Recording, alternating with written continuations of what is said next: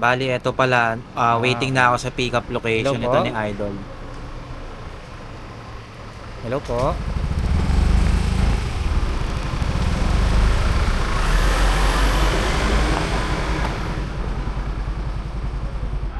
Pinagantay pa ako, pre.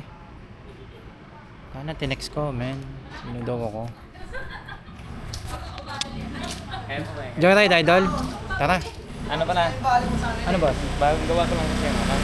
Oh. Bayaran lang kita ngayon. Magkano Bakit? ba? Try ko lang kasi. 82 pesos. Sige. Talaga ba? Bukas, Hindi ka ba magbubook? bukas na lang. Try ko lang. Seryoso ka ba? Magbabayad ka? Oh.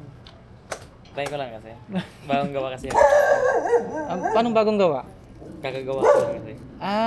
So tinry mo. Sana kinancel mo. Pwede mo naman cancel. Nagtatry mag-schedule booking si Cancel mo Idol. na lang. Eh, alam ko wala namang Pwede. ganun. On demand or on the spot ata. Bigyan mo naman na lang ako meron ng kahit dito. magkano. Huwag naman yung buo. Wala naman nangyari. Babayaran mo ako ng buo. Siguro kahit 20 na lang. O at least tipid ka, di ba? Kunin mo lang yung 50. Kwenta? Sige, sabi mo yan. Na-cancel mo muna. Antayin kita. Hindi ko makakancel to, pre. Sina. Seryoso ka ba? Nasi kwentahan ka pa. Ansya ka na. Mahal din kasi gasolina eh. Sige, cancel mo. We, kunyari, mabait. Ano naman yan? Kaya pala nagtataka ako sa reply mo. Natanong mo kung sino ako. Kaya nagtataka ako, nag-book ba kayo? Bali dito ka pupunta bukas. Opa. Okay. Nasuklan na ba kita? Nasuklan na kita, no? Kita. Sige. Try mo nga. Hindi ko rin kasi alam kung paano yan eh. Ang bait ni Kuyang Joyride, oh. Naka-video kasi. Ito, cancel booking. Cancel. Bale, ito pala, pinapa-cancel ko sa kanya. Hindi ko rin kasi alam kung nung itsura nung, o kung paano i-cancel doon. First time ko lang din makita. Ito. Place order by mistake. Yan, sige, cancel order mo pa. Ayun, okay na. Okay. Thank you. Balik bukas na. Bukas ganun na lang gawin mo ha. Okay. I-book mo pag sigurado ka na ha. Okay. Walay. Sige, pasensya ka na ha.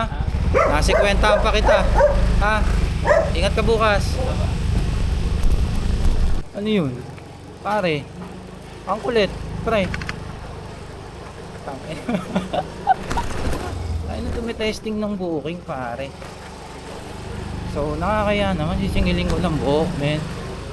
Gusto niyang bayaran yung buong fare. Puta wala naman nangyari. Sinil ko na, tinanong ko siya, sabi ko naman sa kanya na narinig niya naman, di ba? Na magbigay na lang siya kahit magkano para naman di sayang yung punta ko. Bigay siya 50. Na-cancel ko sa kanya. Ito naman sa video pre. So wala. Ganun talaga. Nag-explain pa si Kuyang Joyride, oh. Wala, hininga mo ng si Kwente. Pero, salamat pa rin sa'yo, idol.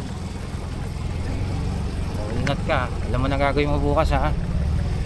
Ganun lang, mag-book, pare. Hiya ka. Tinakot ko pa ako. Hanap ako, pre. Let's go. Parang nagigilty tuloy ako, pre. Masama ba yung ginawa ko? Mali ba yun? Pero imaginein mo, galing pa ako Manila is Taytay, pre. Pumunta ako dito sa Musod. Hindi ko naman siguro, okay lang naman siguro mangingi ako, di ba? Hindi naman ako nagsabi ng presyo eh. Willing nga siyang bayaran yung buo eh. Pero wala, ibigay siya ng 50 pre. Ang sabi ko sa kanya pala, kahit 20 na lang. Kaso wala eh, nagbayad siyang 50. All goods na yun. Bali, ito pala yung convo namin ni Idol. Nagigilty talaga ako, siningil ko pa siya. Mabait naman kausap. So, bagong gawa niya lang daw yung account, nagtumitesting lang siya. Ang layo rin naman kasi ng pinanggalingan ko.